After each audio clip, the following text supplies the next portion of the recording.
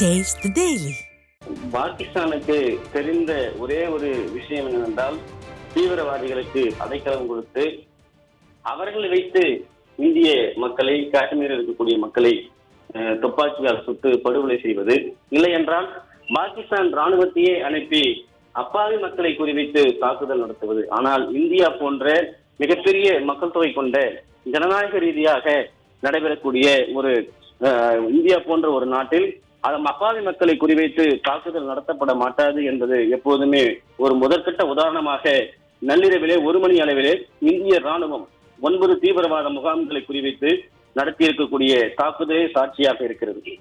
குறிப்பாக இந்த தீவிரவாதிகளை மட்டுமே குறிவைத்து இந்த தாக்குதலை இந்திய அரசாங்கம் செய்திருக்கிறது. குறிப்பாக இந்திய ராணுவம் அதனை செய்திருக்கிறது. 9 முகாம்களில் இருக்கக்கூடிய தீவிரவாதிகள் பதுங்கி பாகிஸ்தான் மற்றும் பாகிஸ்தானுடைய அந்த காஷ்மீர் ஆக்கிரமிப்பு பகுதியிலே தங்கி அவர்கள் செய்து வந்த அந்த நாச வேலை செய்து வரக்கூடிய தீவிரவாத முகாம்களை குறிவைத்துத்தான் இந்த தாக்குதல் நடத்தப்பட்டிருக்கிறது.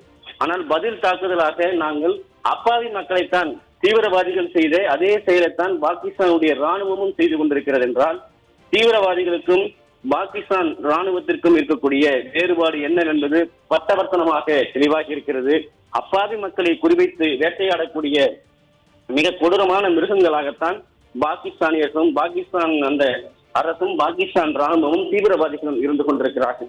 இந்த நிலையில் தான் இன்றைக்கு இந்திய அரசு, மத்திய அரசு, குறிப்பாக இந்திய ராணுவம் தொடர்ந்து நள்ளிரவிலே 9 முகாம்களை குறிவைத்து தாக்குதல் நடத்தி இருக்கிறது. அந்த 9 முகாம்களிலே தங்க வைக்கப்பட்டிருந்த தீவிரவாதிகள், குறிப்பாக அந்த முகாம்கள், அவருடைய வீடுகள், பயிற்சி அளிக்கப்பட்ட இடங்கள் எல்லாம் சுக்குநூறாக சூறையாடப்பட்டிருக்கிறது. தொடர்ந்து பாகிஸ்தான் மீண்டும் பொதுமக்கள் மீது நடத்தக்கூடிய இந்த தாக்குதலுக்கு இந்திய ராணுவம் தக்க பதிலடி கொடுக்கும். ஏற்கனவே நள்ளிரவில் நடத்தப்பட்ட இந்த தாக்குதலில் 3, அதாவது கடற்படை, அதே போன்ற விமானப்படை, தரைப்படை என 3 படைகளும் சேர்ந்து ஒரே நேரத்திலே தாக்குதல் நடத்தியிருக்கிறது. 1971 நடத்தப்பட்ட தாக்குதலுக்கு பிறகு சுமார் 60 ஆண்டு காலம் கழித்து இந்த தாக்குதல் நடைபெற்றிருக்கிறது. தொடர்ந்து இந்திய ராணுவம் பதிலடி கொடுக்கும் என்பது குறிப்பிடத்தக்கது. செய்தி